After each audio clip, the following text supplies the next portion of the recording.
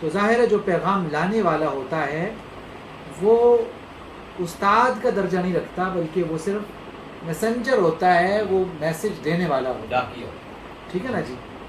اب جناب سیدنا جبریل امین علیہ السلام اللہ پاک کے پیارے محبوب سیدنا رسول کریم صلی اللہ علیہ وسلم پر جو کلام لاتے تھے، یہ کلام اللہ کا کلام ہے۔ سو اللہ پاک کا یہ کلام لانے پر آپ صلی اللہ علیہ وسلم کو اللہ پاک نے کبھی نہیں کہا کہ محبوب یہ جیسے آپ کو پڑھائیں ویسے پڑھیں، بلکہ قرآن میں اللہ پاک نے فرمایا لا تحرک بہ لسانک لتعجل بہ، کہ محبوب صلی اللہ علیہ وسلم آپ تو قرآن کے لیے اپنی زبان کو زیادہ حرکت بھی نہ دیں، اس میں کسی اجرت کرنے کی ضرورت نہیں ہے۔ عام طور پہ جب کوئی چیز یاد کرنی ہوتی ہے نا تو بندہ زبان سے اس کو بار بار ریپیٹ کرتا ہے، ایسے ہی ہوتا ہے نا۔ ابھی بھی جو حفظ بچے کرتے ہیں وہ بھی یوں ہی کرتے ہیں کہ وہ ایک ہی آیت کو دو دو تین تین چار چار بار دہراتے رہتے ہیں، پھر وہ یاد ہوتی ہے۔ یعنی لسانی ذکر ضروری ہے، کسی بھی چیز کو اگر آپ حرف بحرف یاد کرنا چاہتے ہیں، لیکن بارگاہ رسالت میں آپ صلی اللہ علیہ وسلم کی شان نرالی آپ دیکھیں گے کہ اللہ پاک نے فرمایا لا تحرک بہ لسانک لتعجل بہ، کہ محبوب صلی اللہ علیہ وسلم آپ اس معاملے میں زبان بھی نہ ہلائیں۔ ان علینا جمعہ و قرآنہ، یہ ہمارے ذمے ہے، ہم آپ کو قرآن پڑھائیں گے بھی اور آپ کو جمع بھی کروا لیں گے۔ یعنی یہ معاملہ آپ کا ایسا ہے ہی نہیں کہ اس کو آپ کو یاد کرنا پڑے، بس جبریل لا رہے ہیں، آپ سن لیجئے، آپ کے قلب انور پر بٹھانا یہ ہمارا کام ہے۔ جبریل ایک ہی دفعہ لاتے تھے، کوئی بار بار تو نہیں لے کے آتے تھے، یا بار بار نہیں پڑھاتے تھے، بلکہ اگر آپ قرآن پاک کے نزول کے حوالے سے جتنی بھی احادیث ہیں ان سب کو دیکھیں تو آپ یہ جانیں گے کہ قرآن کریم صلی اللہ علیہ وسلم پر جب اترتا تھا تو وہ ایک کیفیت ہوتی تھی، اور اس کیفیت سے جب آپ باہر آتے تو آپ صلی اللہ علیہ وسلم خود کلام فرماتے اور فرماتے کہ یہ کلام اللہ پاک کا کلام ہے اور اسے لکھو، اسے یاد کرو۔ تو گویا وہ ایک ہی مرتبہ آنے پر رسول اللہ صلی اللہ علیہ وسلم پر، چاہے وہ 10 آیات ہیں، چاہے وہ 20 آیات ہیں، جتنی مرضی آیات ہیں، ساری کی ساری رسول گرامی صلی اللہ علیہ وسلم کو مین و عن یاد ہو جاتی تھی، جیسی اللہ پاک نے حریم قدس سے رسول کریم صلی اللہ علیہ وسلم کے پاک قلب پر اتاری تھی۔ تو یہ کیفیت چونکہ اس حوالے سے پچھلی جمعرات میں بات نہیں ہوئی، اس لیے میں نے عرض کر دی کہ یہ پیش نظر رہے کہ اللہ پاک کا کلام لانے میں جبریل علیہ السلام حضور صلی اللہ علیہ وسلم کی بارگاہ میں اللہ کے پیغمبر ہیں، پیغامبر ہیں، پیغام لانے والے ہیں، بس باقی کلام کو اتارنا اور اس کو بٹھانا یہ سب اللہ پاک کا کام ہے۔ اصل میں یہ بنیادی طور پر کچھ پروٹوکولز ہوتے ہیں۔ کلام ڈائریکٹ بھی اللہ پاک فرماتا ہے، جیسے وَكَلَّمَ اللَّهُ موسیٰ تکلیما، اللہ پاک نے فرمایا کہ اللہ پاک نے موسیٰ علیہ السلام سے کلام فرمایا، ٹھیک ہے نا جی۔ تو اللہ نے ڈائریکٹ بھی موسیٰ علیہ السلام سے کلام فرمایا ہے، جبریل کے ذریعے بھی فرمایا اور ڈائریکٹ بھی فرمایا، ڈائریکٹ بھی فرما سکتا ہے۔ اور آپ صلی اللہ علیہ وسلم سے بھی اللہ پاک نے جبریل امین کے واسطے کے بغیر بھی کچھ آیات ایسی ہیں جو کلام فرمائی ہیں، اور اس کے سنت میں ثبوت ہے۔ تو خیر، کہنے کا مقصد یہ ہے کہ یہ بات پیش نظر رہے کہ جبریل بمنزلہ استاد کے نہیں بلکہ بمنزلہ لانے والے کے، میسنجر کے۔ اب آئیے ہم قرآن پاک کے اس متن کی طرف آئیں جس کا آغاز بسم اللہ الرحمن الرحیم۔ ایک سوال یہ اس سے متعلقہ، کئی لوگ یہ بھی کہتے ہیں کہ نبی جو ہیں حضور صلی اللہ علیہ وسلم یا باقی جو انبیاء گزرے ان کو بھی کہتے ہیں میسنجر تھے، وہ اللہ کا ایک پیغام لے کے آئے اور دے کے چلے گئے، تو وہ اس لیے ہم پیغمبر بھی ان کو کہتے ہیں۔ تو بس آئے پیغام دے کے چلے گئے، اتنی ان کے کام تھا، تو اپنا کام انہوں نے پورا کر دیا۔ کہ حال ہی میں اپنی نظر میں کچھ دکھا ہوا اس طرح کا ورڈنگ مجھے یاد نہیں ہے، کچھ ایسے جیسے ڈاکیہ کا اپنے ورڈ یوز کیا نا، اس طرح کا ورڈ بھی کوئی یوز کیا جی، اس میں کس طرح؟ اصل میں بنیادی طور پر یہ سمجھیے کہ اللہ کے جتنے بھی انبیاء ہیں وہ پہلی بات تو یہ ہے کہ وہ اللہ کا وہ پیغام جو اللہ کے بندوں تک پہنچانا ہے وہ اسی کے لیے آیا ہے، اس میں کوئی دوسری روایت نہیں۔ مگر جناب رسالت میں آپ صلی اللہ علیہ وسلم، جناب ابراہیم علیہ السلام، جناب موسیٰ علیہ السلام، جناب داود علیہ السلام، جناب عیسیٰ علیہ السلام، یہ وہ لوگ ہیں جن میں خاص طور پہ ابراہیم علیہ السلام اور جناب سیدنا رسول کریم صلی اللہ علیہ وسلم کی ذات جو ہیں، اس میں آپ دیکھیے گا کہ اللہ پاک نے ان کو اسوہ کے طور پہ فرمایا، ان ابراہیم کان امۃ قد کانت لکم اسوۃ۔ یہ ابراہیم علیہ السلام کے لیے بھی ایک لفظ آیا ہے کہ وہ ان کی جو زندگی ہے وہ اسوہ ہے، اور رسول پاک صلی اللہ علیہ وسلم کے لیے فرمایا لقد کان لکم فی رسول اللہ اسوۃ حسنۃ لمن کان یرجو اللہ والیوم الآخر۔ یعنی یہ پیغمبر سے بڑھ کر بہت بڑی بات اللہ پاک نے فرمائی ہے کہ یہ مت سمجھو کہ وہ صرف پیغام لانے والے تھے، بلکہ فرمایا لقد کان لکم فی رسول اللہ اسوۃ حسنہ لمن کان یرجو اللہ والیوم الآخر۔ یہ نہیں کہا کہ جو وہ پیغام لائے ہیں بس اسی کو دیکھو، بلکہ فرمایا بے شک تمہارے لیے رسول اللہ صلی اللہ علیہ وسلم کی زندگی میں بہترین نمونہ ہے۔ گویا حضور کی پوری حیات، حضور کی پوری سیرت، حضور کا پورا جو ہے نشست و برخاستن، حضور صلی اللہ علیہ وسلم کا کھانا پینا، یہ تمام چیزیں جو ہیں ہمارے لیے طرز حیات ہیں۔ مکمل نظام حیات کی صورت میں جناب رسالت میں آپ صلی اللہ علیہ وسلم نے جو ہے وہ ایک نظام بخشا ہے۔ لہٰذا انبیاء پیغام لانے والے ہوتے ہیں، ہم اس کا انکار کبھی نہیں کر سکتے۔ رسول کا مطلب بھی یہی ہے کہ وہ رسالات الی اللہ جو ہے اللہ نے جو ان کو پیغام بخشے وہ انہوں نے دیے ہیں۔ اللہ پاک نے رسول اللہ صلی اللہ علیہ وسلم کے لیے بھی فرمایا وما هو علی الغیب بضنین وما هو بقول الشیطان الرجیم، کہ بے شک وہ اللہ کی طرف سے جو غیب کی باتیں آئی تھیں ان کو بتانے میں کوئی کسی قسم کا بخل نہیں فرماتے۔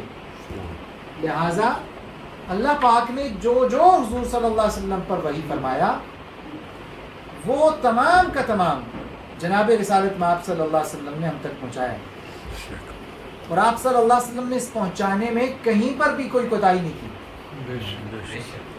ایسا نہیں ہوا کہ کوئی کلمہ حضور صلی اللہ علیہ وسلم نے امت کو نہ دیا ہو۔ حضور صلی اللہ علیہ وسلم نے ہر وہ شے جو اللہ پاک نے حضور صلی اللہ علیہ وسلم پر نازل فرمائی، نبی پاک صلی اللہ علیہ وسلم نے وہ امت کو عطا کی۔ اور یہ قرآن کی آیت اس پر دلیل ہے وما هو علی الغیب بضنین، یعنی غیب کی کوئی بات بتانے میں انہوں نے کوئی کسر نہیں چھوڑی۔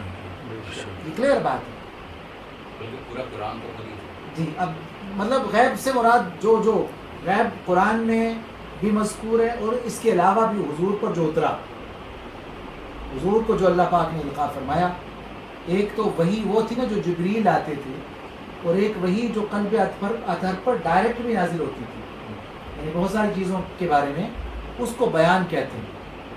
تو حضور صلی اللہ علیہ وسلم اس کو پھر بیان فرماتے تھے، یہاں تک کہ نبی کریم صلی اللہ علیہ وسلم کی حدیث ہے کہ ایک صحابی جو تھے نا، وہ حضور نے ایک دفعہ کچھ لوگوں کو کہا کہ بھی ہر بات میری نہ لکھا کرو، تو ایک صحابی ہیں حضرت عبداللہ بن عمر بن عاص رضی اللہ تعالیٰ، یہ کاتب بھی ہیں اور عمر بن عاص رضی اللہ تعالیٰ کے صاحبزادے ہیں، اور بڑے ہی متقی صحابی ہیں، بہت زیادہ عبادت گزار صحابی، بہت زیادہ حضور سے جڑنے والے صحابی۔ یہ کہنے لگے کہ میں نے لکھنا چھوڑ دیا، تو ایک دن میں نے حضور سے عرض کیا یا رسول اللہ، وہ جو آپ نے منع فرمایا تھا وہ میرے لیے بھی تھا؟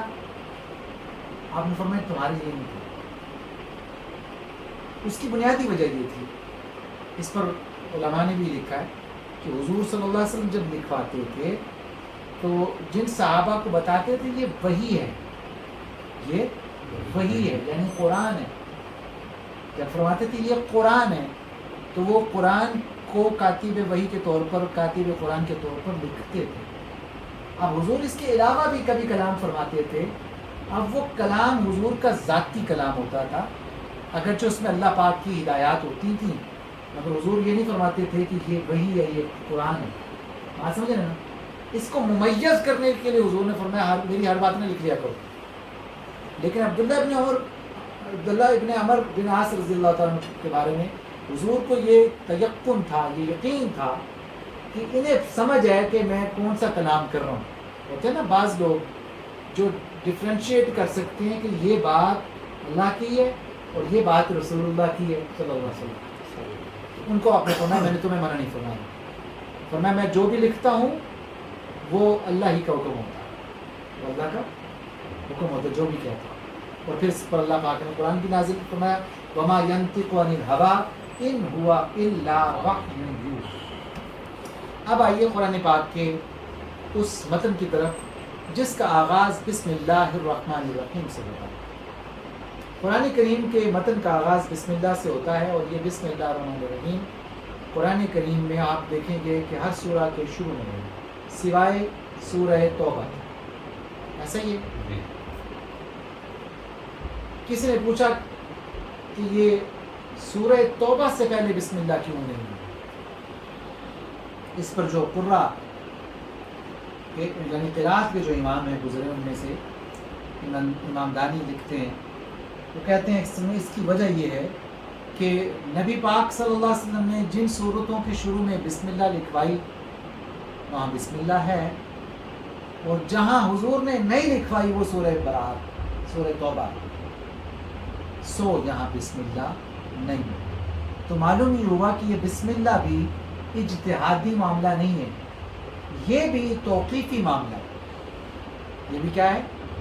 توقیفی معاملہ ہے. یعنی اس میں دلالت بہت زیادہ ہے. بسم اللہ جی سورہ کے سٹارٹ میں بہت دلالت لافتنگ کیا یہ اس کی وجہ سے جو ظاہر ہوتا ہے بسم اللہ. جی اصل میں جو سورہ توبہ ہے نا اس کی اور وجوہات ہیں جو میں نے آپ کو اس طرح کی وجوہات اور بھی ہیں جیسے آپ نے بتائی.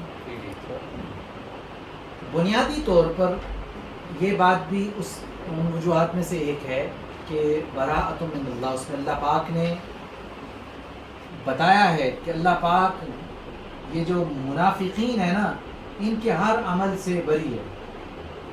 بھائی کل یہ نہ سمجھنا کہ ان کو اللہ پاک نے کیوں دوزخ میں ڈال دیا. بھائی ظاہر ہے جن کی نمازیں اپنے دکھاوے کے لیے تھیں اللہ کے لیے نہ تھیں تو اللہ پاک نے ان سے برات کا اظہار کر دیا سیدھا یعنی اللہ پاک نے اعلان کر دیا کہ میرا اور ان کا کوئی واسطہ نہیں. سو کافروں اور منافقوں کے لیے جو اعلان نے برات کیا تھا تو یہ جلال تھا اللہ پاک کا. یہ کیا تھا؟ جلال. تو جو بسم اللہ الرحمن الرحیم ہے اس کا وصف ہے رحمان اور رحیم ہونا. اب آپ دیکھیے ہر سورت کے شروع میں بسم اللہ الرحمن الرحیم ہے، اور بسم اللہ الرحمن الرحیم جب شروع ہوتی ہے تو آپ دیکھیے بسم اللہ میں اللہ پاک کے 3 نام آئے. ایک اسم ذات اللہ، دوسرا اسم صفت الرحمن، اور پھر تیسرا بھی اسم صفت الرحیم. یہ 3 نام اللہ پاک کے. اور فرمایا بسم اللہ الرحمن الرحیم. دیکھیے یہ جو بسم ہے نا عام طور پر جب بسم ہم لکھتے ہیں تو بعض عربی اور آگے الف بھی ہوتا ہے اور پھر سین ہوتا ہے پھر میم ہوتا ہے. لیکن اس کی رسم کی بات آئے نا، چونکہ میں نے آپ کو شروع میں بتایا تھا کہ میرا جو تھیسس ہے نا وہ قرآن کے متن پر ہے، قرآن کے رسم پر ہے. یہ تھوڑا سا مجھے پھر اس میں مجھے شوق بھی ہے الحمدللہ کہ اللہ پاک کے اس کلام کی مناسبت پہ. یہ دیکھیے عام طور پر بھی اسم ہوتا ہے، یہ آپ نا بھی اور اسم. جب بھی اسم لکھا جائے گا الف کے بغیر اسم نہیں ہوتا، الف کے بغیر اسم نہیں ہوتا. لیکن بسم اللہ میں رسول اللہ صلی اللہ علیہ وسلم نے اپنی مرضی سے نہیں کیا ایسا. وہاں پر حضور نے بسم اللہ میں آپ نے با سین اور میم کو جوڑ کر لکھوایا ہے، اور یہ جوڑ کر لکھوانا رسول اللہ صلی اللہ علیہ وسلم کا اپنی مرضی سے نہ تھا، بلکہ یہ بسم اللہ عرش پہ بھی اور کہہ لیجیے لوح محفوظ میں بھی اسی طرح لکھی ہوئی ہے. سمجھ رہے میری بات؟ اسی وجہ سے رسم کا معاملہ جب آتا ہے نا، یعنی رسم کہتے ہیں عام طور پہ ہمارے یہاں رسم کا مطلب تو کسی کام کی تقریب کو بھی کہتے ہیں، کسی کہہ لیجیے روایت کو بھی کہتے ہیں، مگر رسم سے مراد جب بھی قرآن کے لیے آئے گا نا تو رسم کا مطلب ہوتا ہے قرآن کا وہ لکھے جانے کا طریقہ جو رسول اللہ صلی اللہ علیہ وسلم نے کاتبین کو فرمایا، یعنی جسے ہم جیسے اردو میں رسم الخط بولتے ہیں، ٹھیک ہے نا، یعنی خط تو ہوتا ہے رائٹنگ سٹائل، جبکہ رسم جو ہے اس کو لکھنے کا ایک طریقہ ہے، انداز ہے، ٹھیک ہے جی، اس انداز میں کہاں کون سا حرف لکھا جائے گا، کہاں کون سا حرف نہیں لکھا جائے گا، یہ دونوں چیزیں۔ مثال کے طور پر جب ہم کتاب لکھتے ہیں تو کاف تے الف بے کتاب لکھتے ہیں، اسی طرح ہوتا ہے، جبکہ عربی املا میں بھی کتاب ایسا لکھا جا سکتا ہے، لیکن قرآن میں کاف تا با لکھا جائے گا، اس میں الف نہیں ہے، اس میں الف نہیں ہے، پورے قرآن میں جہاں پر بھی کتاب آئی ہے وہاں پر کتاب میں الف نہیں ہے، ٹھیک ہے نا، لیکن کچھ الفاظ ایسے ہیں جہاں پر کچھ الفاظ میں کہہ لیجئے جیسے قالا، قاف الف لام زبر قال ہوتا ہے، آپ اردو میں لکھتے ہیں قیل و قال، ایسے ہی ہوتا ہے نا، تو قالا اردو میں بھی لکھا جائے تو اب ایسا ہوتا ہے، عربی میں بھی اب اگر رسم املائی میں لکھا جائے تو اسی طرح ہوتا ہے، لیکن قرآن میں آپ کو کہیں پر قاف الف زبر قا لام زبر لا قالا ہے، اور دو جگہ ایسی ہیں جہاں پر قالا قاف اور لام کے ساتھ ہے، الف نہیں ہے۔ کیا یہ کاتبین نے اپنی مرضی کی ہے؟ نہیں، بنیادی طور پر یاد رکھیے قرآن کے لفظ اتنے زیادہ اللہ پاک کی طرف سے جو ہے نا وہ پابند ہیں، جو رسول اللہ صلی اللہ علیہ وسلم نے لکھوایا اسی طرح سے۔ یہی وجہ ہے کہ اگر ہم اپنے پاکستانی مصاحف میں دیکھیں نا تو پاکستانی مصاحف میں بہت سی غلطیاں ہیں، پاکستانی مصاحف میں بہت سی رسم کی بھی غلطیاں ہیں، بہت سی رمز رموز اوقاف کی تو بے شمار غلطیاں ہیں۔ مثال کے طور پر آج میں ایک ریسرچ آرٹیکل لکھ رہا تھا تو اس میں نے لکھا کہ جو مصحف مدینہ ہے نا اس میں وقف لازم کی تعداد ہے 14۔ کتنی ہے؟ وقف لازم قرآن میں آتے ہیں نا وقف لازم، تو اس کے لیے شروع ایک سائڈ پہ میم لکھا ہوتا ہے، یہ وقف لازم کی علامت ہے۔ لازم کا مطلب اوبلیگیٹری، یہاں لازمی رکنا ہے، لازم کا مطلب اور کچھ نہیں ہے، یہاں اگر آپ نہ رکیں گے تو معنی بدل جانے کا خدشہ ہے، سو وہ وقف لازم ہے۔ ہمارے یہاں پاکستان میں جو مصحف چھپے ہوئے ہیں، چاہے وہ تاج کمپنی کا ہے، چاہے وہ انجمن حمایت اسلام کا ہے، تو انجمن حمایت اسلام کا جو مصحف ہے نا اس کو پاکستانی حکومت نے معیاری مصحف کے طور پر مانا ہوا ہے، یعنی جب آپ کہیں گے نا کہ اسٹینڈرڈ قرآن کون سا ہے تو وہ انجمن حمایت اسلام کا قرآن ہے پاکستان، ہاں مطلب انہوں نے جو پرنٹ کیا ہے اور اس کی میں جو رسم ہے۔ آپ کو بتاؤں کہ وہ مصحف مدینہ جو معیاری مصحف ہے اور جو کہ اس مصحف کے مطابق ہے جو کہ جناب سیدنا عثمان غنی رضی اللہ تعالیٰ عنہ نے مدینہ میں رکھا تھا، اسے مصحف مدینہ اس وقت بھی کہتے تھے، مصحف امام، مصحف امیر اور مصحف مدینہ، یہ تینوں نام ہیں۔ اس پر بڑے سال جو ہے نا محنت ہوئی ہے، اور اسے مجمع ملک فہد بن عبدالعزیز نے، یعنی ملک فہد بن عبدالعزیز جو کہ سعودی حکمران تھے، ان کو علماء نے مشورہ دیا کہ آپ قرآن کی خدمت کریں، آپ اللہ کے گھر کی بھی خدمت کریں تو یہ بھی کریں، تو انہوں نے پھر خیر اس پر آرڈیننس دے کر ایک مجمع بنوایا، یعنی ایک بہت بڑا ادارہ بنایا جس میں قرآن چھپتے ہیں، بجائے یہ کہ پہلے تاج کمپنی چھاپے کہیں اور سے چھاپے، تو ان میں کیا ہوگا کہ کہیں رسم کا فرق آئے گا، کہیں کچھ فرق آئے گا، تو انہوں نے کہا کیوں نہ پہلے اس پہ محنت کی جائے اور اسی مصحف کے مطابق کیا جائے۔ تو میں بتا رہا تھا کہ وقف لازم اس میں ہے 14، اور ہمارے اس انجمن حمایت اسلام کے مصحف میں 87 وقف لازم ہیں جی، اس میں کتنے ہیں؟ 87۔ جب سٹینڈرڈ کا یہ حال ہے تو باقیوں کا کیا حال ہے؟ میں بات کہہ رہا ہوں میں آپ کو، رسم کے بھی بہت سارے معاملات ہیں، تو یہ کام ہونے والا ہے، اللہ کرے ہمارے یہاں پنجاب قرآن بورڈ بن گئے اور یہ پنجاب قرآن بورڈ بنے ہوئے تقریباً 10 سال ہو گئے ہیں. ان 10 سالوں میں جتنی تقرریاں ہوئی ہیں وہ سب سیاسی ہیں. ظاہر ہمارے یہاں ادارے سیاسی ہوتے ہیں نا. اسلامی نظریاتی کونسل میں بھرتیاں کن کی ہوتی ہیں؟ سیاسی بھرتیاں ہوتی ہیں. پنجاب قرآن بورڈ میں بھی سیاسی بھرتی ہیں، یعنی ماہرین قرآن نہیں ہیں، جنہوں نے قرآن پر محنت کی ہے، جو قرآن کو جنہوں نے اپنی زندگی کا اوڑھنا بچھونا بنایا ہوا، سب کچھ زندگی ان کی اسی کے لیے وقف کر دی جنہوں نے. ٹھیک ہے نا جی. تو وہ اس میں اکا دکا ہیں، اور اکا دکا پر بھی ظاہر ابھی اس کی وجہ یہ ہے کہ جو قرآن چھاپ رہے ہیں ناشران قرآن، ان کے بڑے بڑے جو ماسٹر پرنٹس ہیں وہ لاکھوں میں تیار ہوتے ہیں. تو وہ کہتے ہیں جی جان دو جی منڈا منڈا پاؤ، پنجابی میں کہتے ہیں نا جی، چلنے دیں ابھی خیر ہے چلنے دیں. تو اللہ کرے وائرل وہ ہو جائے گی. اب آئیے ذرا ہم قرآن کے متن کی طرف آتے ہیں. آج ہم یوں کریں گے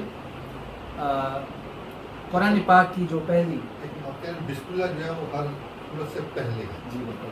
تو یہ حضور نے لکھوائی اور ایک جگہ نہیں لکھوائی، تو یہ وحی میں شامل ہوگی یا اس میں شامل نہیں ہوگی؟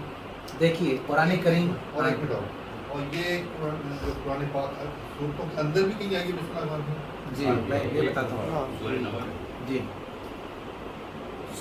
یہ جو بسم اللہ الرحمن الرحیم ہے، پہلی بات تو یہ سمجھ لیجئے کہ بسم اللہ الرحمن الرحیم ہر صورت کا حصہ نہیں ہے، ہر صورت کا حصہ نہیں ہے. البتہ آپ صلی اللہ علیہ وسلم نے جب قرآن لکھوایا تو بسم اللہ الرحمن الرحیم ہر صورت کے شروع میں لکھوائی، جس سے یہ یہ مسئلہ ثابت ہوا کہ ہر نئی صورت کے شروع میں بسم اللہ پڑھنا اس کا محل ہے. ہر نئی صورت کے شروع میں بسم اللہ پڑھنا اس کا محل ہے. یہ حضور کا لکھوانا ثابت کرتا ہے. سورہ فاتحہ سے پہلے بسم اللہ نازل ہوئی ہے، سورہ فاتحہ کے ساتھ نازل ہوئی ہے. تو اس لیے بعض مرتبہ قرات کرتے ہوئے قرہ بسم اللہ الرحمن الرحیم الحمدللہ رب العالمین پڑھتے ہیں نا، لیکن کبھی بھی بسم اللہ الرحمن الرحیم کو کسی اور صورت میں ساتھ نہیں ملاتے. یہ وجہ ہے، یہ قرات ایک پورا فن ہے، اس کے پیچھے پوری ایک سند ہے. یعنی بسم اللہ الرحمن الرحیم الحمدللہ رب العالمین، یہ مرضی نہیں کر سکتے کوئی. بھئی ہر چیز کا کچھ پروٹوکول ہوتا ہے. یہ اللہ کا کلام ہے، اس کا کوئی پروٹوکول نہیں ہوگا. اس لیے ہر وہ چیز جو قرآن سے متعلق ہے، قرآن کے رسم سے متعلق، قرآن کے پڑھنے سے متعلق، قرآن کے متن سے متعلق، ہر چیز اللہ پاک کے پیارے محبوب صلی اللہ علیہ وسلم نے بتائی. بسم اللہ الرحمن الرحیم اس لیے بھی ہے کہ بسم اللہ الرحمن الرحیم سے حفاظت بھی ہوتی ہے. کیا ہوتی ہے؟ حفاظت بھی. حضرت امام فخر الدین رازی نے اپنی تفسیر میں، تفسیر کبیر میں، اور حضرت امام اسماعیل حقی نے تفسیر روح البیان میں یہ بات لکھی ہے. وہ لکھتے ہیں کہ بسم اللہ الرحمن الرحیم کی برکت کی بات لکھتے ہیں. کہتے ہیں کہ بسم اللہ الرحمن الرحیم کی اتنی برکتیں ہیں کہ یہ بسم اللہ پہلے انبیاء پر بھی نازل ہوئی ہے. ان کو بھی پتا تھا کہ بسم اللہ میں بڑی کوئی خیر ہے، لہٰذا بسم اللہ پہلے انبیاء پر بھی نازل ہوئی. یہاں تک کہ ان انبیاء کے ذریعے سے فرعون کو پتہ چلی تو فرعون نے اپنے محل کے داخلی دروازے پہ بسم اللہ لکھی تھی. اور یہی وجہ تھی کہ فرعون کا پر عذاب اس کے گھر پہ نہیں آیا. حضرت موسیٰ علیہ السلام نے جب بھی اپنی قوم کے لیے بد دعا کی ہے نا، یا ان کی قوم پر اللہ نے ان کی حرکتوں کی وجہ سے عذاب نازل کیا ہے، تو فرعون اس عذاب سے اپنے محل میں محفوظ رہا. بات سمجھ رہے ہیں؟ اس کے گھر پہ عذاب نہیں آتا تھا. یہی وجہ تھی کہ جناب سیدنا موسیٰ علیہ السلام کو اللہ پاک نے فرمایا کہ موسیٰ اپنی قوم کو لے کے نکلو، یہ تمہارے پیچھے آئیں گے، پھر عذاب میں یہ بھی آ جائیں گے اس کی لپیٹ میں. لہٰذا فرعون اور فرعونیوں کو، یعنی اس کی قوم کو اس سمیت جو ہے اللہ پاک نے اس کے گھر کے باہر غرق کیا، کیونکہ اس کے محل پر بسم اللہ الرحمن الرحیم کی.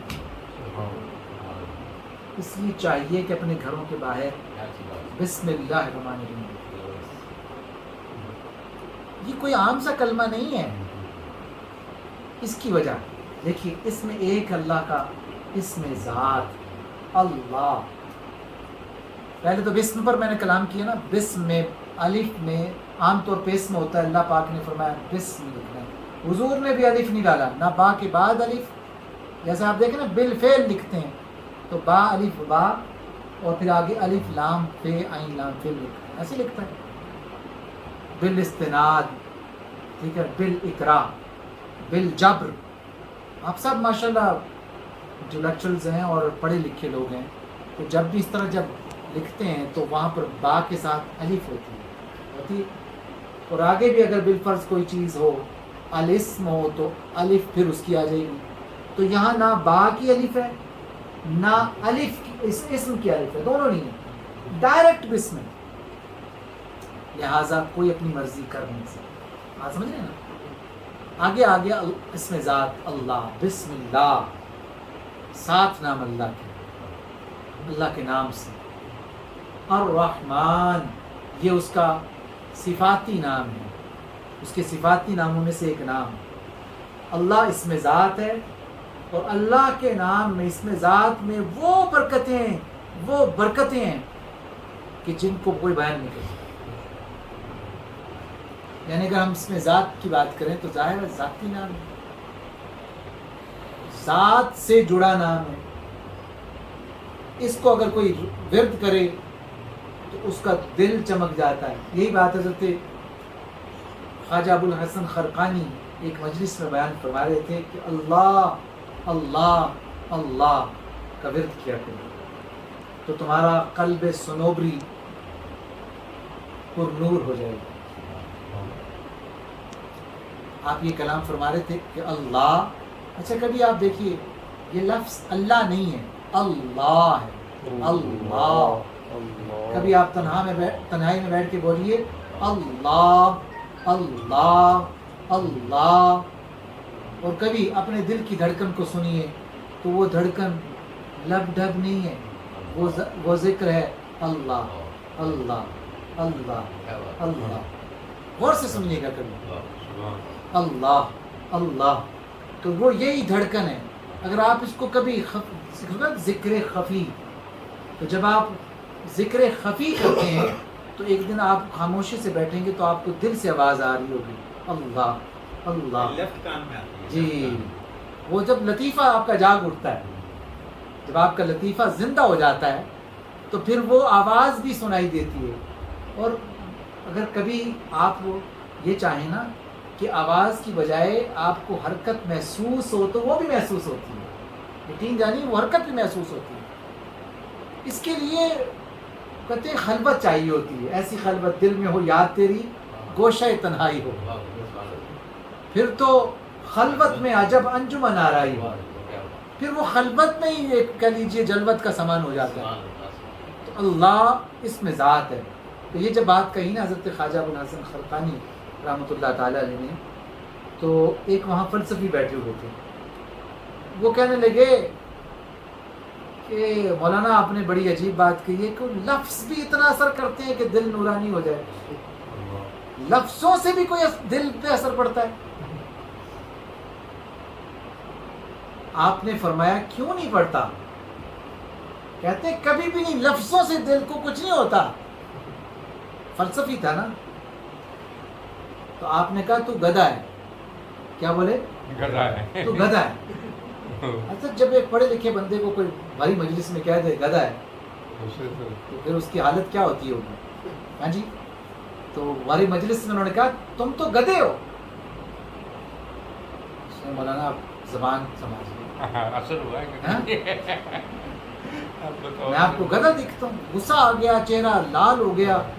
غصے سے کہا کہ آپ کو شرم آنی چاہیے، مجھے آپ نے گدھا کہا. آپ نے فرمایا میں نے تجھے گدھا کہا ہے تو تمہیں غصہ آ گیا. میں نے گدھا کہا ہے تو تمہیں غصہ آ گیا ہے. اگر لفظ گدھا کہنے سے تیری حالت بدل گئی ہے تو لفظ اللہ تو پھر اس کا اسم ذات ہے. مان گیا. تو یاد رکھیے اللہ اسم ذات ہے.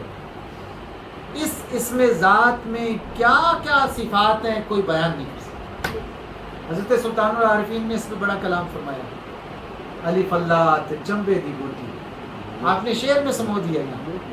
الف اللہ چمبے دی بوٹی مرشد من وچ لائی ہو. نفی اسبات دا پانی ملیا. نفی کیا ہے؟ لا. نفی کیا ہے؟ لا الہ, یہ نفی ہے. نفی اسبات کیا ہے؟ الا اللہ. نفی اسبات دا پانی ملیا ہر رگے ہر جائی ہو. یعنی اگر یہ بوٹی جو چمبے دی بوٹی ہے تو یہ اگر لگ جائے اور اسے نفی اسبات کا پانی مل جائے ہر رگے ہر جائی ہو. اندر بوٹی مشک مچایا, یعنی خوشبو پھیل گئی اس کے اندر. میری جان پھلنتے آئی جیوے مرشد کامل باہو جے ہے بوٹی لائی. یعنی بنیادی طور پر اگر اللہ کا اسم ذات آپ کے اندر آ جائے پھر آپ خوشبودار ہو جاتے ہیں, پھر آپ میں سے بدبو نہیں آتی, پھر آپ خوشبودار ہو جاتے ہیں. ایک بات میں یہاں پہ ہوا تجربے کی بات. ابو الحسن فرقانی جو ہے نا اتنے قابل نبی ہے کہ آپ عید کو پڑھتے ہوئے اللہ کی نزدیک ہوتے. سبحان اللہ. آپ اللہ تک پہنچ جاتے کیا ہوگا؟ اتنا بڑا ہے. بالکل یہ جو اللہ پاک کے اولیاء کے مقامات ہیں تو کہنے کا مقصد ہے کہ اللہ اس میں ذات ہے. اب آئیے الرحمن پر, یہ اس میں صفات ہے اور اس میں مبالغہ ہے. رحمت اور رحم سے اس میں مبالغہ. مبالغہ ہم اردو میں بھی کہتے ہیں بڑا تو مبالغہ آزمائی کر رہے ہو, بڑا مبالغے سے کام لے رہے ہو, یعنی بہت بڑا کے, اس کو کیا کہتے ہیں؟ مبالغہ. اس میں مبالغہ وہ ہوتا ہے کہ جس کے بعد کوئی بڑائی رہے ہی نہ. رحمان کا مطلب وہ ہوا کہ جس سے زیادہ کوئی رحمت کر ہی نہ سکتا ہو, وہ رحمان ہے. رحمان کا کیا مطلب ہوا؟ جس سے زیادہ کوئی بھی رحمت نہیں کر سکتا, کوئی کر ہی نہیں سکتا. اس لیے اللہ پاک نے قرآن کا آغاز دیکھیے اپنے اسم ذات اللہ سے اور اسم صفت الرحمن سے, اور پھر رحیم پہ آئیے. رحیم کا بھی مادہ رحمت ہے, رحم ہے. رحم صفت مشبہ ہے, رحیم جو ہے نا صفت مشبہ. رحمت ایسی کہ ہمیشہ ہی رحم کرنے والا ہو. کوئی ذات رحمان نہیں ہے, کوئی ذات ایسی نہیں ہے جو اللہ کی طرح رحیم. سب سے زیادہ رحمت فرمانے والا اور ہمیشہ ہی رحمت فرمانے والا کون سی ذات ہے؟ اللہ کی ذات. اللہ. ایک غزوے کے بارے میں آتا ہے, حدیث میں آتا ہے کہ جب وہاں پر اپنا جنگ ختم ہوئی نا تو ایک عورت اپنے بچے کو تلاش کر رہی تھی اور وہ باولی ہو کر اسے آواز مار رہی ہے. آواز لگا دی, اپنے بچے کو پکارتی, آواز واپس نہیں, بچہ جواب کوئی نہیں دیتا. تو ظاہر ہے جب بچی کی آواز نہ آئے تو جس ماں نے 9 مہینے اپنے پیٹ میں رکھ کے جنا ہو, جی پھر پالا پوسا ہو, اس کی آنکھوں کا وہ تارا ہوتا ہے, اس کے پورے جیون کا سہارا ہوتا ہے. وہ اسے آواز نہ پہنچے تو وہ اور پریشان ہو جاتی ہے, وہ پھر چیختے پکارتی. تو حضور نے اس جو بے صبرا پن تھا نا اور اس کی وہ محبت جو اس کے لیے تھی بچے کے لیے, اس کو دیکھا. تو آپ نے فرمایا مجھے بتاؤ میرے صحابہ, کیا یہ ممکن ہے کہ یہ ماں اپنے بچے کو جب پالے تو آگ میں پھینک دے گی؟ یہ ماں جس کو بیٹا اس کا اگر مل جائے تو کیا یہ اس کو آگ میں پھینکے گی؟ صاحب نے عرض کیا یا رسول اللہ ممکن نہیں. فرمایا یہ ماں ہے, یہ ماں ہے جو اپنے بچے کو آگ میں پھینکے گی نہیں. وہ رحمان ہے. وہ کون ہے؟ رحمان ہے. تو کیا وہ خود پھینکے گا؟ نہیں. تو بنیادی طور پر یہ اس بسم اللہ الرحمن الرحیم کا فلسفہ ہے کہ بندے تو اللہ کے نام سے وابستہ ہو جائے. اللہ کے نام سے, بسم اللہ کا نا اسم, بے بسم اللہ اسم اللہ دا، یہ ویسے سلطان العارفین سلطان باہو کا کلام ہے، بے بسم اللہ اسم اللہ دا اے بھی گہنا باری ہوئی، نال شفاعت سرور عالم چھٹ سی عالم سارا۔ تو بات آپ نے بڑی کھول کے بیان فرمائی ہے۔ اب بسم اللہ میں اسم کی بات ہے کہ بندے تو اللہ کے نام سے جڑ جا، اللہ کے نام سے جڑ جا جو سب سے زیادہ رحم فرمانے والا ہے اور ہمیشہ رحم فرمانے والا ہے۔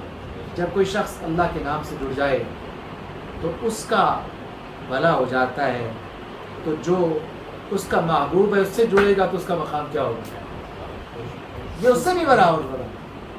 نام سے جڑنے میں جو عافیت ہے وہ تو اللہ نے قرآن میں جگہ جگہ بیان فرمائی نا، بسم اللہ الرحمن الرحیم، بسم اللہ الرحمن الرحیم۔ تو جو حقیقت محمدی صلی اللہ علیہ وسلم کا ادراک کر لے اور حضور صلی اللہ علیہ وسلم کی ذات ستودہ صفات کے ساتھ وابستہ ہو جائے، اس سے بڑا کوئی قسمت کا دھنی نہیں۔ اسی لیے علامہ نے اس راز کو پایا، علامہ نے اس راز کو پایا ہے۔ ڈاکٹر صاحب علامہ کو بیان فرماتے ہیں تو مجھے بڑی خوشی ہوتی ہے، آپ ماشاءاللہ اقبالیات کے ماہر ہیں۔ تو علامہ نے اس بات کو پایا تو جواب شکوہ میں آخر میں کہا کی محمد سے وفا تو یہ جہاں چیز جواب اللہ کی طرف سے دیا ہے انہوں نے، فرمایا کی محمد سے وفا تو نے تو ہم تیرے ہیں، یہ جہاں چیز ہے کیا لوح و قلم، یہ آپ نے خلاصہ نکال دیا ہر بات کا۔ یہ اللہ کی طرف سے کیا ہے؟ جواب شکوہ ہے، ہاں میں نہیں بات کر رہا ہوں، یہ جواب شکوہ ہے، اور جواب شکوہ انہوں نے اللہ کی طرف سے دائر کیا ہے نا، وکیل تھے نا، شکوہ بھی دائر کیا، یہ دائر کرنا وکیلوں کا کام ہوتا ہے، کیس دائر کرنا، تو جواب شکوہ بھی انہوں نے دائر کیا۔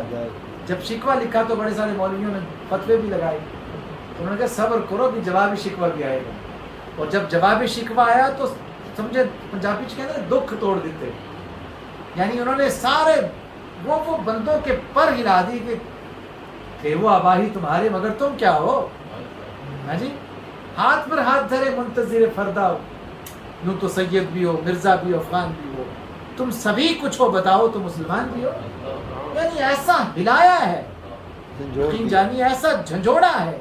آپ ذرا پڑھیے تو صحیح کبھی جواب شکوہ، پڑھتے ہوئے آپ کے آنسو نکل آئیں گے۔ تو اس میں آخر میں اللہ کی طرف سے فرمایا کہ محمد سے وفا تو نے تو ہم کی، ایسے سٹوک لگاتے ہیں اللہ ہیں اینڈ پہ سب سے بڑا سٹوک ہے، بہت بہت بھاری سٹوک ہے۔ فرمایا بات یہی ہے کہ محمد سے وفا صلی اللہ علیہ وسلم، کہ محمد سے وفا تو نے تو ہم تیرے ہیں، یہ جہاں چیز ہے کیا لوح و قلم، گویا اللہ پاک نے یہ بتا دیا، سب کچھ بنایا تو اپنے واہ واہ، محبوب کے لیے، کیا بات ہے، سبحان اللہ، بتا دیا کہ جو میرے محبوب کا نہیں ہے وہ میرا بھی نہیں۔ تو یہ بنیادی طور پر الحمدللہ ہمیں اللہ کا یہ شکر ادا کرنا چاہیے اللہ پاک کا کہ اس نے اپنے محبوب صلی اللہ علیہ وسلم کی محبت بخشی۔ یاد رکھیے یہ محبت مصطفیٰ ہر سینے میں، یہ وہ فصل ہے جو ہر زمین میں نہیں اگتی، جیسے ہر فصل ہر زمین میں نہیں اگتی نا، اس طرح محبت رسول بھی ہر سینے میں نہیں ہوتی، اس کے لیے بھی سینے چنے جاتے ہیں۔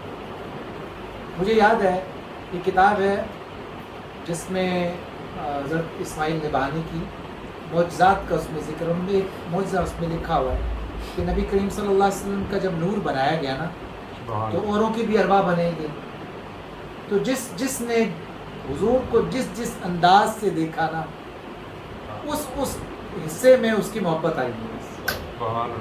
جس نے حضور کا چہرہ تکا تو پھر چہرے مصطفیٰ کے کمال اس کے چہرے میں بھی آ گئے، اور جس نے حضور کو دیکھ کر فرق محسوس کی اس کو حضور کا زمانہ مل گیا، حضور کی محبت مل گئی، حضور کی قربت مل گئی، حضور سے نسبت مل گئی۔ وہ بھی بڑے خوش نصیب تھے جو حضور صلی اللہ علیہ وسلم کے زمانے میں پیدا ہوئے، اور خوش نصیب وہ بھی ہیں جو حضور کے امتی ہو گئے، اور وہ بھی خوش نصیب ہے جنہیں حضور صلی اللہ علیہ وسلم سے محبت کا کچھ حصہ نصیب ہو گیا۔ ہم اللہ کا یہ شکر ادا کرتے ہیں، اس کو ہمیشہ یاد رکھیے جب کبھی یہ شکر ادا کریں کہ یا اللہ تو نے کرم فرمایا، ایمان کی دولت بخشی، وہاں پر یہ بھی کہا کریں یا اللہ تیرا یہ کرم ہے کہ تو نے اپنے محبوب کی محبت بخشی۔ پھر حضرت سلطان العارفین فرماتے نا ایمان سلامت ہر کوئی منگے، عشق سلامت کوئی ہو، جس منزل نو عشق پہنچاوے ایمان نو خبر نہ کوئی ہو۔ یعنی جو تمہیں عشق ملا رہے ہے نا، یہ کوئی چھوٹی سی دولت نہیں ہے، بہت بڑی ایمان کا شکر ادا کرتے ہو نا تو عشق کا بھی شکر ادا کرو کہ یا اللہ تو نے اپنے محبوب کا عشق ادا کیا۔ اللہ پاک ہم سب کو حضور صلی اللہ علیہ وسلم کی اس محبت میں زندہ رکھے اور اسی محبت میں ہمیں اٹھائے، اور ایسے ہی لوگوں کا ہمیں ساتھ بخشے جن میں حضور کی محبت ہے۔ باخر دعوانا الحمد اس للہ۔ کے صدقے سے میں سب دوستوں سے